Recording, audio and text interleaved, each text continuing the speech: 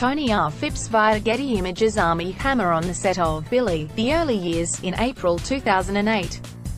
540 Armie Hammer is enjoying a nice little career renaissance, one that has earned him a ticket to Sunday's Oscars, where 2017's finest movie, Call Me By Your Name, will compete for Best Picture. After wading through flops like The Lone Ranger and The Birth of a Nation, Hammer is once again beloved. In the coming months, he'll appear in the jocular Sundance highlight, Sorry to Bother You, and a Ruth Bader Ginsburg biopic that's sure to be part of next year's awards conversation.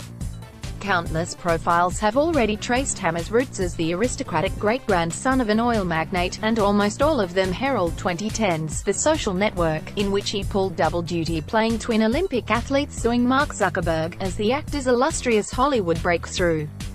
Sure, The Social Network was Hammer's breakthrough, and it's certainly the movie that made him famous.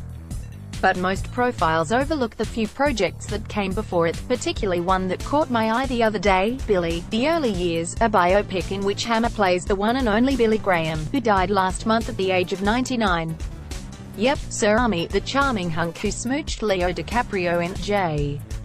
Edgar and fondled Timothée Chalamet's semen stain peach in Call Me By Your Name, once betrayed America's most famous evangelist, a Southern Fried Live wire who popularized tent revivals, became the youngest college president in U.S. history, counseled actual presidents in the White House, called homosexuality a sinister form of perversion, and fathered 5 children, one of whom urged his following to vote for Donald Trump despite the crude Access Hollywood tape that leaked during the 2016 campaign. But let's not get sidetracked by Graham's politics when we have a movie so deliciously bonkers to dissect. Billy, The Early Years, is a true wonder of the world, far more vapid and unskilled than your average inspirational biopic. Distributed by Rocky Mountain Pictures, a conservative company that would later release Atlas Shrugged Part 1, and Dinesh D'Souza's 2016 Obama's America, it opened October 10, 2008, on 282 screens, a decent number for a limited release, and collected all of $347,328 at the box office. Further clogging this enigma, Billy, is directed by Robbie Benson, a minor 70s heartthrob who lost out on the part of Luke Skywalker, voiced the Beast in Disney's Beauty and the Beast, and helmed a handful of Friends and Ellen episodes. According to a Los Angeles Times report from 2008, Billy cost $3.6 million, more than the budgets of Saw and Moonlight combined. The Billy Graham Evangelistic Association declined to endorse the film, calling it greatly embellished, even though it's a saccharine portrait that paints Graham in an wholesome, exceedingly favorable light. They wanted to make a movie about someone whose face could be chiseled into a mountain, Benson said, referring to the producers, who'd recruited him for the job. I said, let's make it fun and funny. Well, it's fun and funny, all right. It's also a fascinating case study of an actor making an odd career choice on the pathway to fame. Let's recap the film's highlights.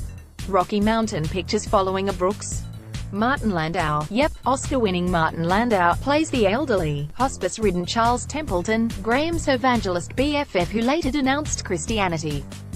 He's giving an interview to a documentary crew, though said documentary's only purpose in the film is to provide Templeton interludes that fade out to reveal Graham-centric flashbacks. Every shot in Landau's hospital room is overlit like a second-rate sitcom. The first flashback cue, Billy's life was like a fairy tale. Billy grew up in a Norman Rockwell painting. The stage has been set. We transition to Charlotte, North Carolina. As it turns out, all Billy Graham really wanted to do was play baseball. Armie Hammer, or someone who looks like him, we only see his backside, hits a ball into a starry night sky in slow motion. Rocky Mountain Pictures 6 minutes in, here comes the Armie we know and love, dressed in a trim baseball uniform and delivering flowers to his mama. Rocky Mountain Pictures. As we learn, 16-year-old Billy didn't have much of a thing for religion, probably because of his devout, uncaring father. For example, during a prayer at the dinner table, the little rebel sneaks a bite of food. Maybe this is a good time to note that it's the Great Depression. Multiple characters mention it, but the movie